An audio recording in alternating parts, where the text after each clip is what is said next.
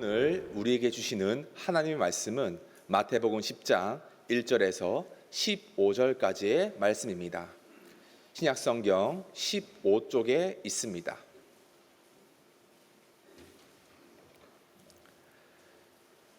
한 절씩 교독하겠습니다. 예수께서 그의 12 제자를 부르사 더러운 귀신을 쫓아내며 모든 병과 모든 약한 것을 고치는 권능을 주시니라.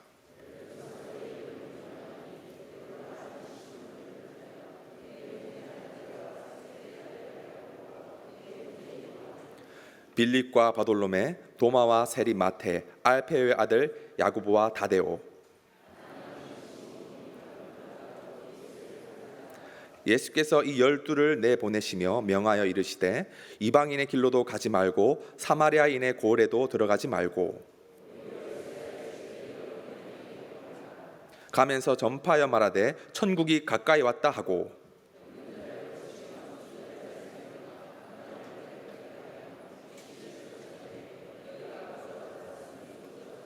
너희 전대에 금이나 은이나 동을 가지지 말고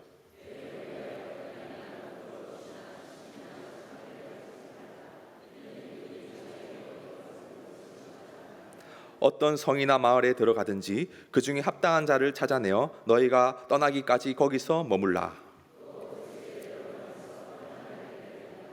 그 집이 이에 합당하면 너희 빈 평안이 거기 임할 것이요 만일 합당하지 아니하면 그 평안이 너희에게 돌아올 것이니라.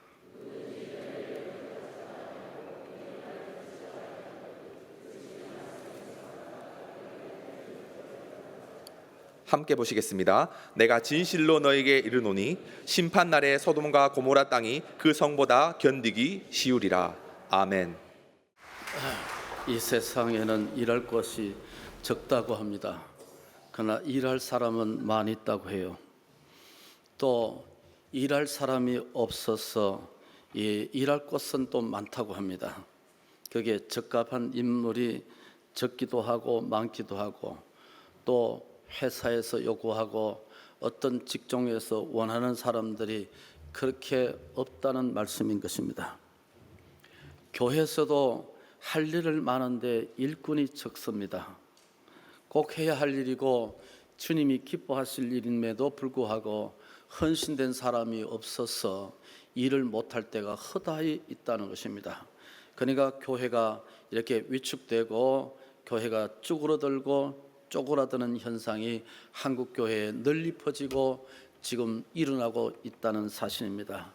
크리스찬의 한 사람으로서는 책임감을 느끼지 않을 수가 없는 것이죠.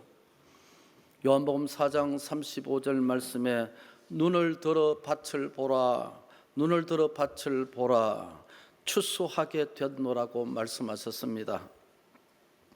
이렇게 많은 추수거리가 있지만은 일꾼이 없어서 추수를 하지 못하는 이 세상이라고 주님께서 고백하는 사실입니다. 세상에 할 일 많다는 말씀이 되겠죠. 우리가 주의 일도 할 일이 많습니다. 주의 일이 할 일 많습니다. 그런데 우리는 하지 않고 있습니다. 하나님께서는 우리의 활동 속에 역사하시지 우리가 아무것도 하지 않는 곳에서 역사하신 적이 없습니다. 우리가 지난 세계 역사도 그렇지만 기독교의 역사도 굳이 들추지 않아도 성경 속에 있는 인물은 아무것도 하지 않는 곳에서 그들을 축복하시고 그들을 고쳐주시고 그들을 복주신 적이 없었다는 말씀입니다. 움직이지 않으니까 아무것도 하실 수가 없는 것입니다. 하나님이 하고 싶고 하나님 나를 들어서 축복하고 싶으신데도 내가 입을 벌리지 않고 손을 펼치지 않고 걸음 걷지 않으니까 하나님이 하실 수가 없다는 것입니다.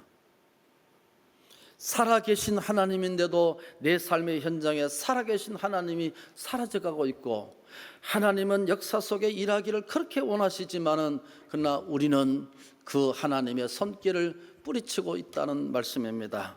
하나님께서는 사람을 통해서 일하시기 때문에 그렇습니다. 여러분, 교회라는 것은 우리라는 사람을 통해서 부족하지만 우리를 통해서 교회가 유지하는 것입니다. 칼빈은 하나님의 교회를 직분자 중심의 교회라고 기독교 강요에 말씀하신 적이 있었는데, 교회에 여러 직책이 있습니다. 목사가 있고 장로가 있고 집사가 있고 권사가 있고 그렇게 여러 직책이 있습니다.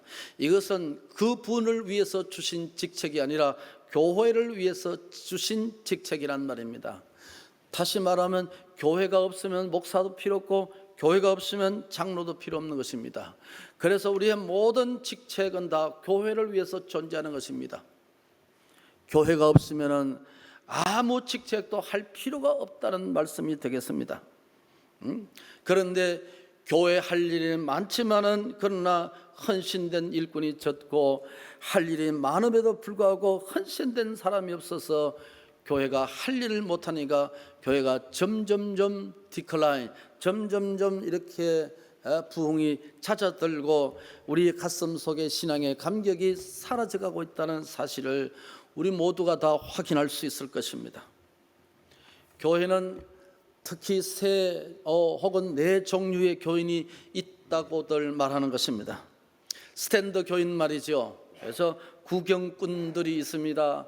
성가대 잘하느냐, 목사 설교 어떻게 하느냐, 이렇게 교회 와서 누가 어떻게 하느냐 하는 보는 구경꾼들이 있습니다. 구경꾼들 말이죠. 또 어떤 데는 보면은 교회에 있어서의 말만 하는 말꾼들이 있습니다. 말은 아주 그럴듯하고 합리적이고 이성적이고 논리적이 있습니다. 근데 그들의 이야기가 다 맞습니다. 그러나 하나님은 그들의 말을 통해서 역사하는 것이 아닙니다. 교회는 말을 통해서 역사하는 것이 아니에요. 교회는 믿음이 역사하는 것이지.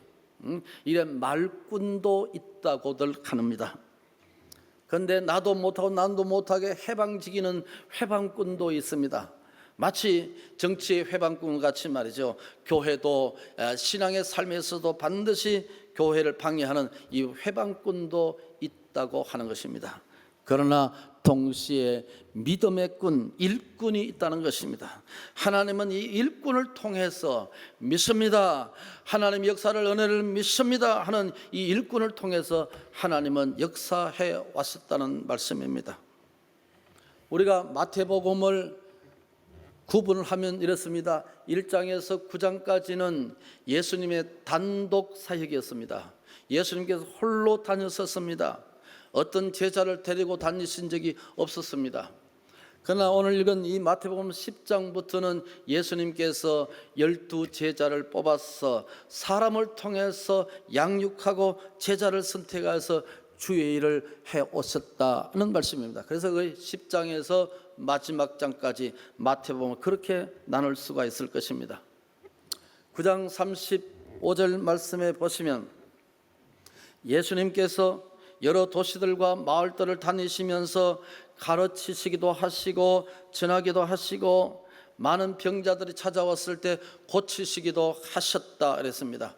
그래서 우리가 예수님의 3대 사역을 말할 때 뭡니까? 가르치다, education, 그 다음에 preaching, 그 다음에 healing, 이 세 가지를 예수님의 3대 사역이라 그렇게 말씀하셨습니다.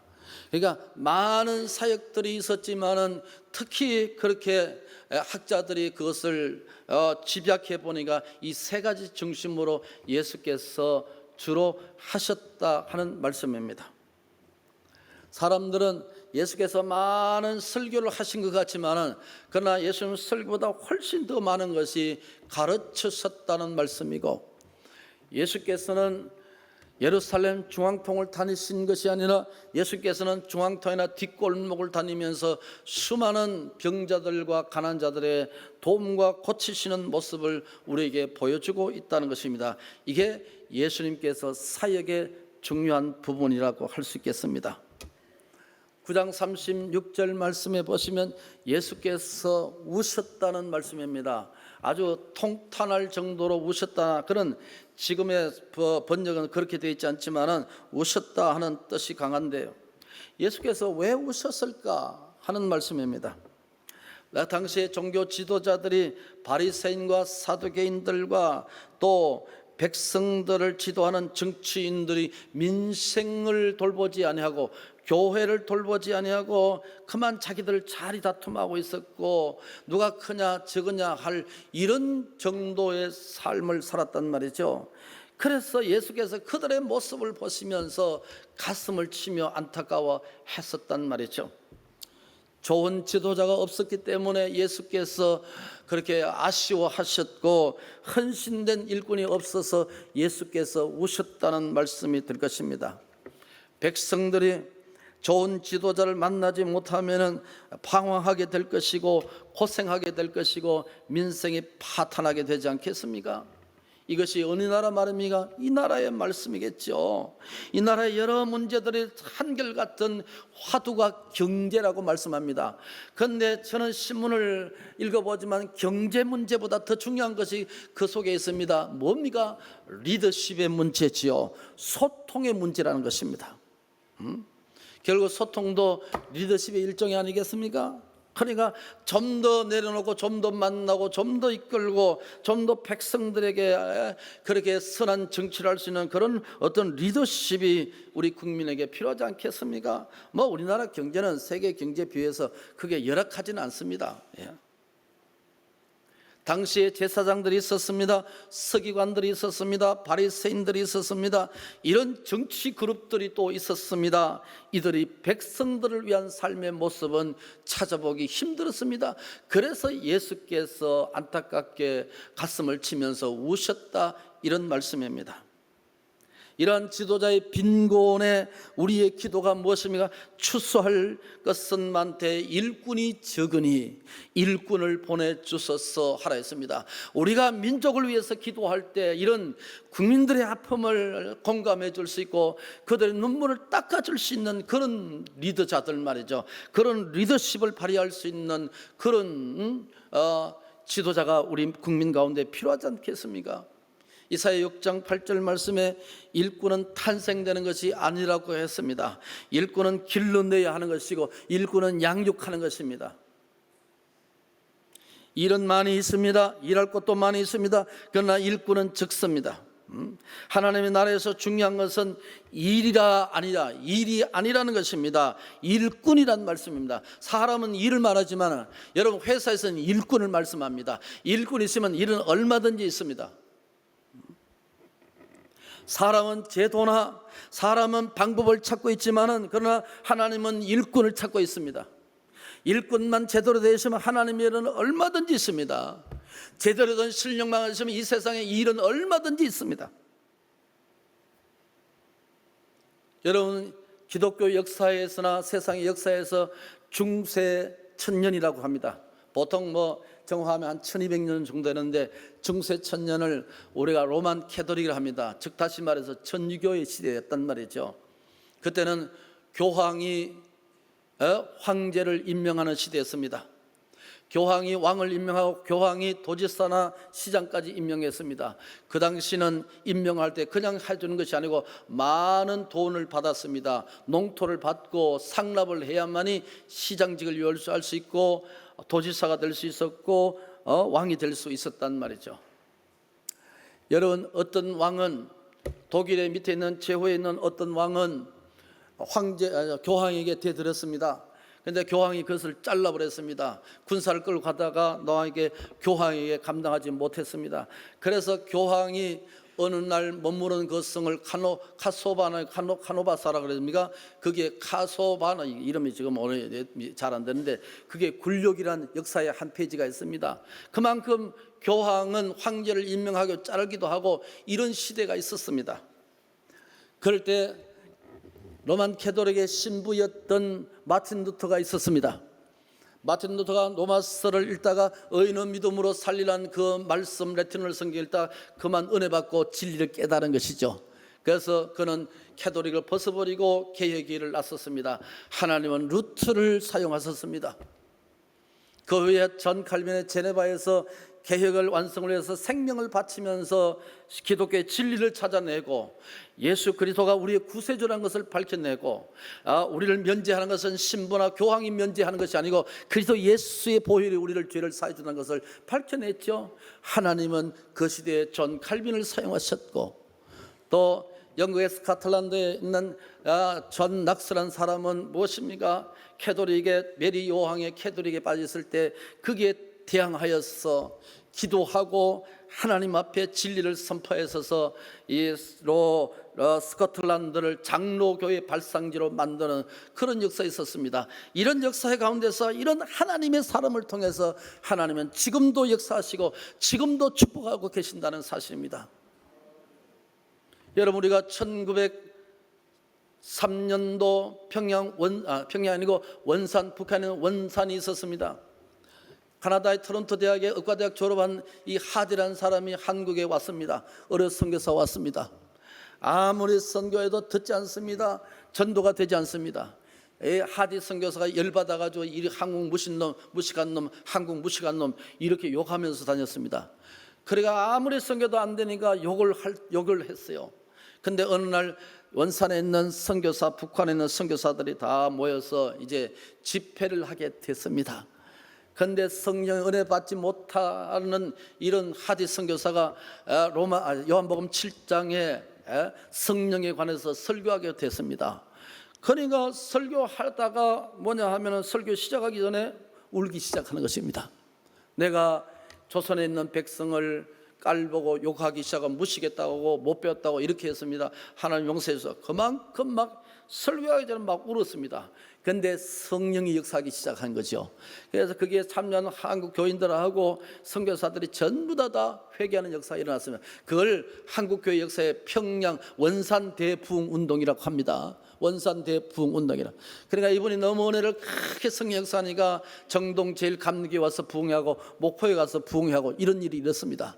그 부흥의 역사가 4년 후에 만 3년이 지나 1907년도 평양 장대현 장로교회에서 이기람 외국 선교사 길선주 장로님이 그 말씀을 전하다가 회개 역사가 확 일어나게 됐단 말이죠. 이렇게 하나님은 시대마다 사람을 통해서 역사하시고 하나님의 사람을 통해서 하나님의 부흥의 불길을 역사해 오셨다는 것이 역사가 우리에게 증명하고 있는 거예요. 그래서 38절 말씀에 보시면 출소할 일꾼을 보내주소서. 즉 기도하면 하나님이 일꾼 보내주신다는 겁니다. 일꾼 되게 하시고 일꾼 양육하게 하시고 일꾼을 통해서 하나님 앞에 이 부흥의 역사와 하나님의 교회를 만들어 나가신다는 사실입니다. 즉 다시 말해서 일꾼은 기도의 열매라는 것입니다. 일꾼은 기도의 열매라는 것이죠. 예수님께서 마가복음 3장에서 제자를 선택하기 위해서 산기도 하셨습니다. 밤새껏 기도하시고 내려와서서 제자를 선택했다고 했습니다. 오늘 마태복음 10장에도 그 전에는 일꾼을 보내달라 그렇게 하면서 산에 기도하는 모습은 없습니다. 그러나 마가복음과 누가복음에 보시면 예수님께서 제자를 선택하기 전에 신앙의 행위가 나타나는데 그게 산기도 밤새껏 하시고 내려오셔서 제자들을 선택했다. 분명히 그렇게 말씀을 했습니다. 예수님께서 제자를 선택하셔서 두 가지를 말씀하셨습니다. 첫째는 나와 함께 같이 있어야 된다. 3년 동안 제자들하고 같이 있었죠. 그 다음에 두 번째, 예수님께서 3년 후에 제자들을 파송하는 것입니다. 모여서 양육받고 교육받고 파송하는 것입니다. 이게 선순환적으로 이루어져야만 된다는 겁니다. 우리가 많은 음식을 섭취하고 운동하지 않으면 안 되는 것입니다.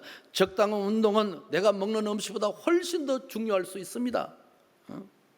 우리가 교회를 이렇게 말씀하지 않아요? 모임으로서의 교회입니다. 모여서 지금 교회 예배 드리는 것입니다. 그 모임으로서 교회입니다. 그런데 또 하나 있습니다. 흩어짐으로서의 교회가 있다는 말씀입니다. 우리는 여기에서 이걸 교회라고 합니다. 그런데 내 삶의 현장에서 내가 가는 것을 그것도 역시 연장에 있어서의 교회라는 것입니다. 오늘 신약학자들이 이걸 예배라고 말합니다. 그러나 또 예배가 뭡니까? 내 삶의 현장에 연장된 그것이 또 예배의 현장이라는 것입니다. 여러분, 기독교는 단절의 역사가 아니라 연결의 역사고 같이 함께 하는 역사가 기독교의 역사라는 사실이고 하나님의 축복이라는 사실입니다.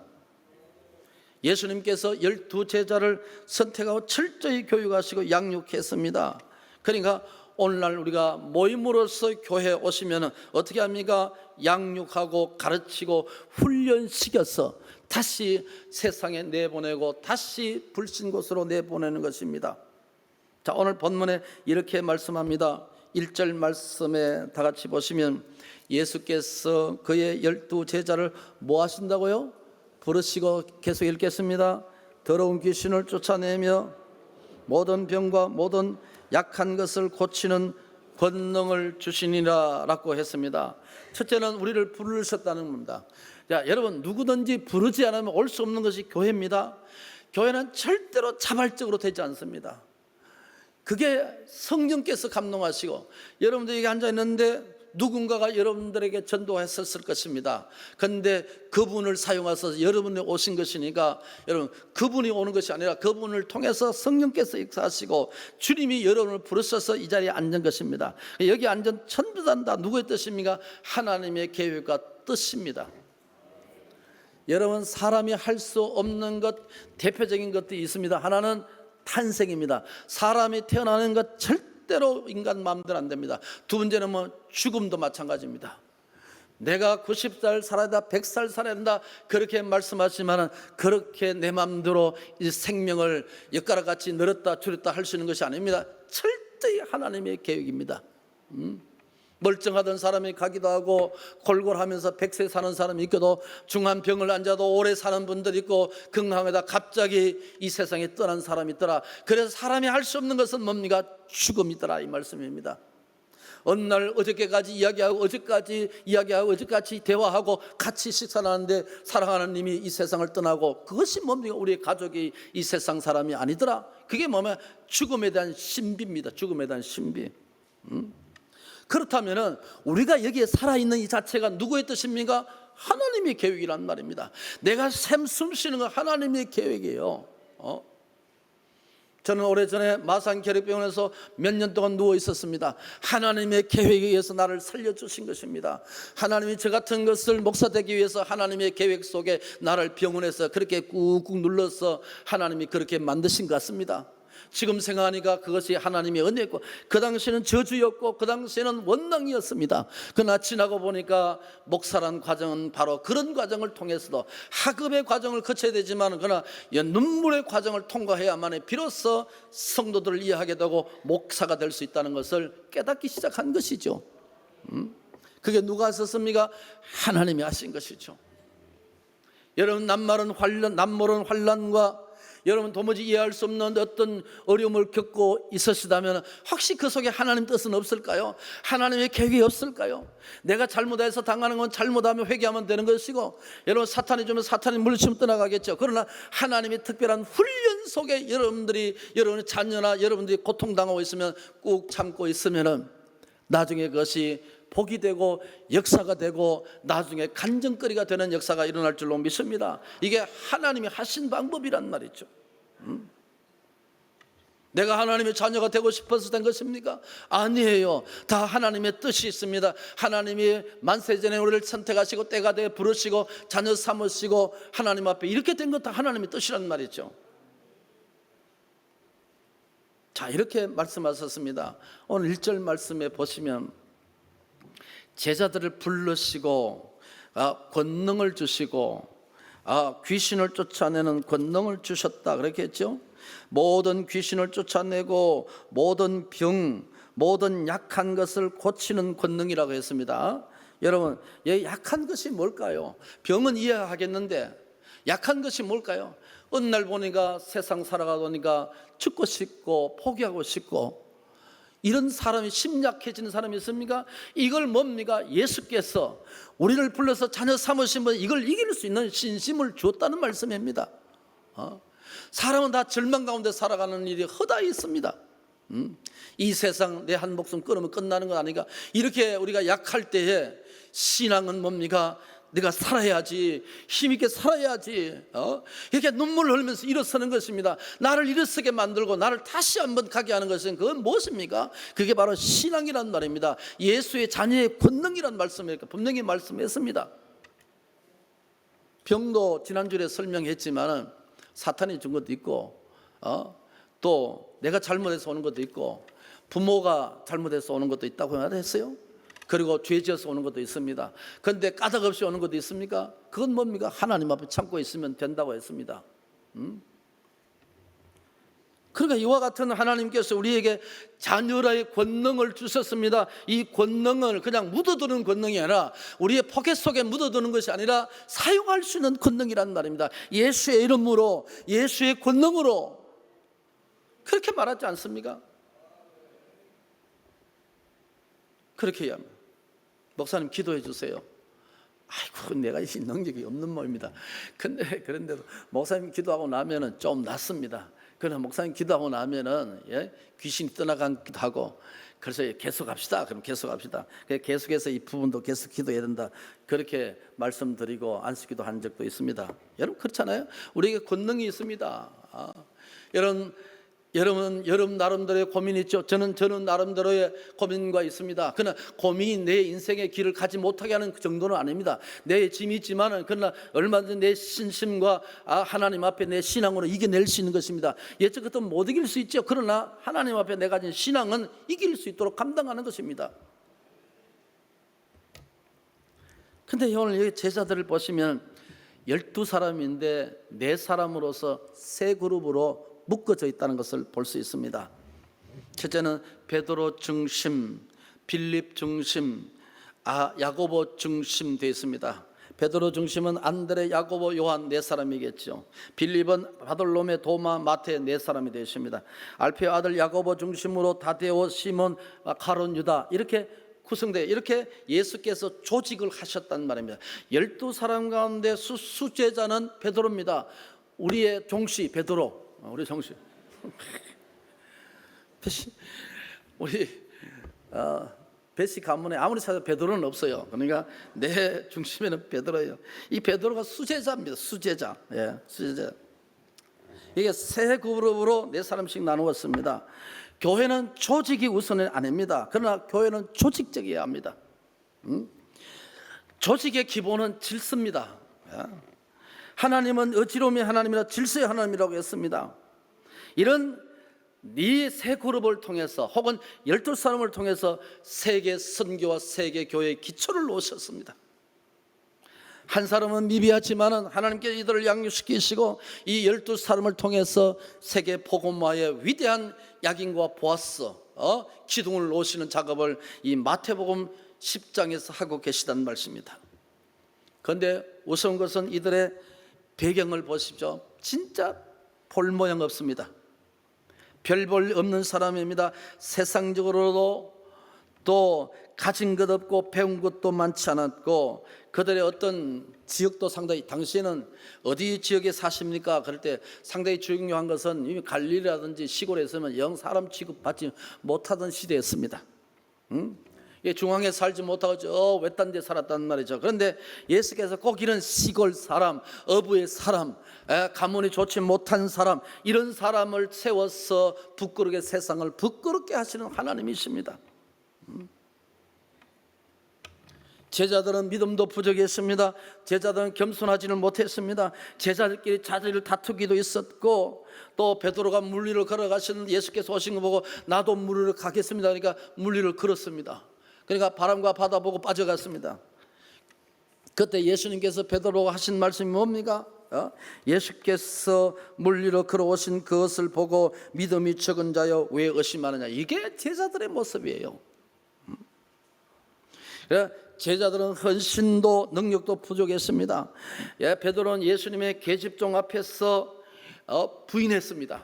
얼마나 창피스럽습니까? 이게 누굽니까? 우리의 모습이란 말이죠. 이렇게 형편없는 이들을 불러서 제자를 삼으시고 또 약하고 부족한 자를 사용하시는 하나님의 방법을 봅니다. 땅 속에 묻힌 돌은 그냥 돌에 불과합니다. 위대한 조각가가 손을 들고 그 돌을 빚어내고 깎기 시작합니다. 작품이 탄생하기 시작합니다. 우리는 옛날에 아무것도 아니었습니다. 귀신의 자녀였고 저주의 자녀였습니다. 하나님 우리를 불러서 자녀 삼으시고 하나님의 백성을 삼으시고 축복의 자녀로 여기 앉혀놓았었습니다. 하나님이 하실 일이 있어서 말이죠. 예수님께서 제자들을 파송할 때 하신 말씀이 계셨습니다. 5절에서 6절을 보니까 가까운 데서부터 먼 데로 전도하라, 가까운 데서도 먼저 하라 이렇게 했습니다. 오직 성령이 너희에게 계시면 너희가 권능을 받고 예루살렘, 사마리아, 온 유대와 사마리아 땅 끝까지 그랬습니다. 우리는 내 가정, 내 직장과 우리 주변에는 예수 믿는 사람이 허다 있는데 뭐 다른 데 나가서 전도하고 해외 나가서 전도하고 그게 아니다는 것입니다. 내가 만나는 사람, 내 가족, 내 자녀, 부모, 자식. 7절에서는 전도를 좀 공개적으로 하라는 말씀이고 8절에 가서는 그저 받았으니 그저 주어라. 다 같이 8절 읽겠습니다. 병든 자를 고치며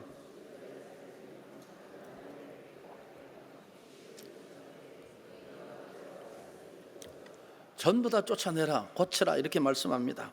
복음은 살릴 수 있고 고칠 수 있습니다. 그러니까 복음은 여기서 말합니다. 그저 받았으니 그저 주어라 가치를 이야기합니다. 복음은 돈 주고 계산할 수 없다는 것입니다. 복음은 내 능력과 내 재주로 받은 것이 아니기 때문에 계산할 수 없다는 것입니다. 세상의 모든 것은 가치로 따집니다. 얼마냐, 얼마나 비싸냐, 얼마 줘야 되느냐 이렇게 따집니다.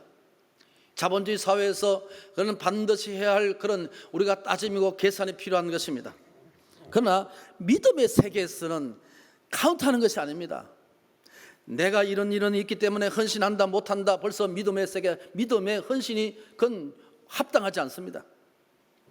믿음과 헌신과 모든 것은 믿음으로 하는 것이지 따지고 내가 할 수 있어서 하는 것이 아니라 할 수 없어도 믿음으로 하는 것이고 할 수 없어도 주여 시키니까 하겠습니다. 믿음 주시고 은혜 주시고 건강 주시고 물질도 주시고 이게 뭡니까? 천국의 법칙입니다. 그런데 우리는 그렇게 하지 않습니다. 믿음의 세계, 천국의 세계는, 천국의 가치는 뭡니까? 이 가치의 대상이고 따짐의 가치가 아니라 카운트의 대상이 아닙니다. 세상의 물질의 가치를 뛰어넘는 그 무엇이 뭡니까? 그게 믿음의 세계고 천국의 세계라는 것입니다. 이럴 때 하나님이 역사하지 않습니까? 자, 11절 한 번 더 읽읍시다. 어떤 성이나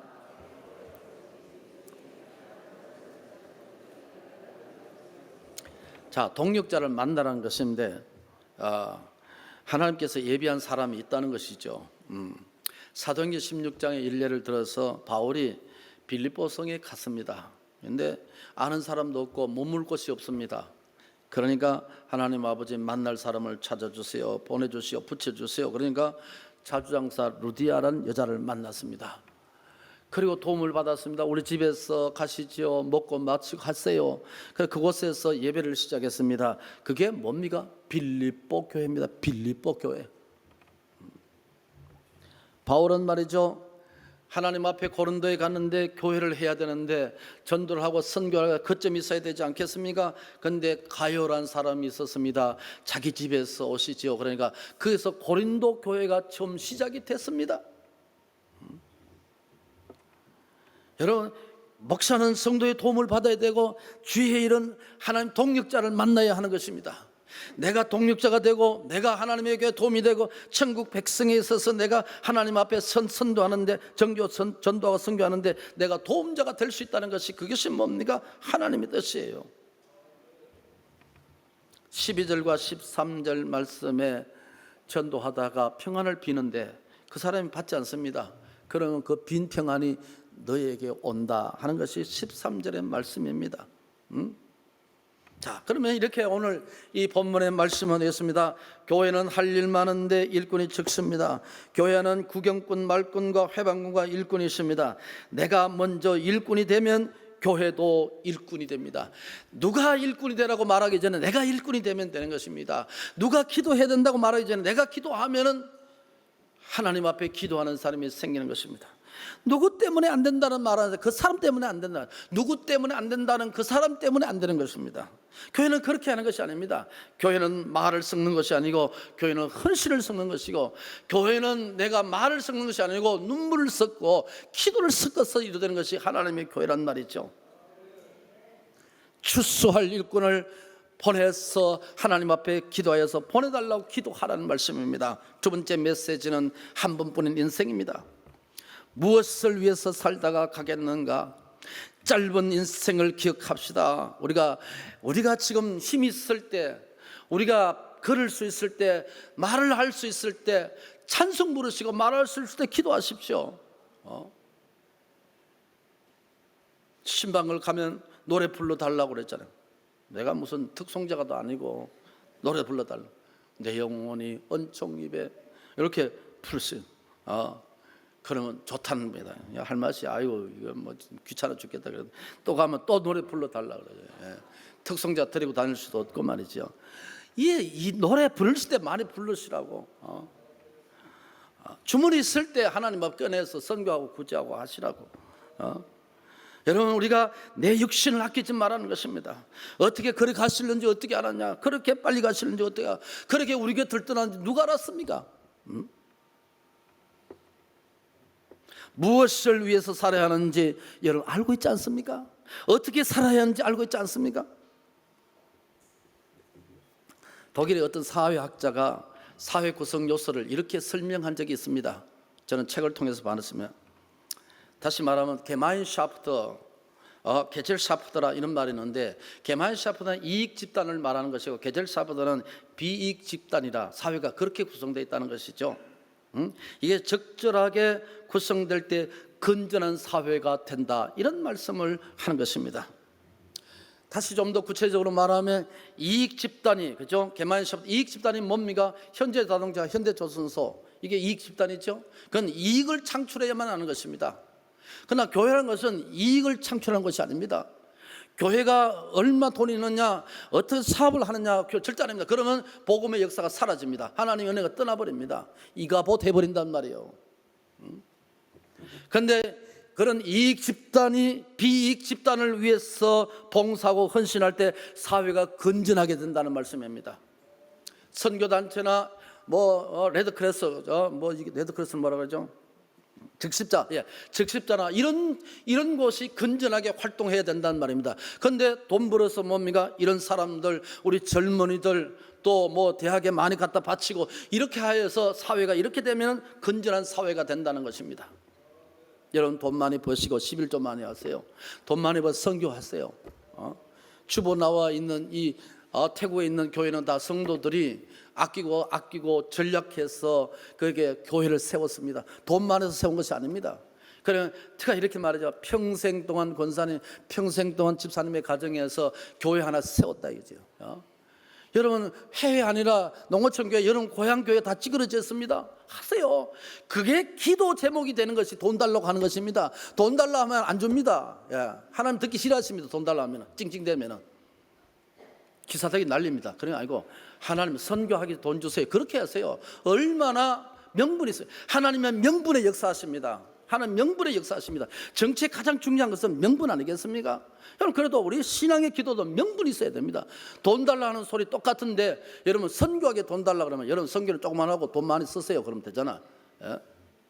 그렇게 하세요. 돈 많이 벌어서 뭐 하시게? 하나님 앞에 주일하고 젊은이를 돕고 구제하고 선교하고 나도 멋들어지게 하면서 살겠습니다.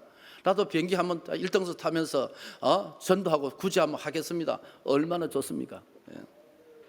1등선 취소하겠습니다. 그 공동체에 어떤 사람이 헌신하고 있느냐에 따라 그 공동체의 수준이 달라지는 것입니다. 그 수준을 결정하는 것이 오늘 우리의 믿음의 신앙과 순수성이 아니겠습니까? 이런 교회 됐으면 좋겠습니다. 이런 성도가 많아졌으면 좋겠습니다. 이러면 비익 집단이 더 풍성해지고 활발하게 되는 이 나라가 됐으면 좋겠습니다. 은혜가 되기를 예수의 이름으로 축복합니다.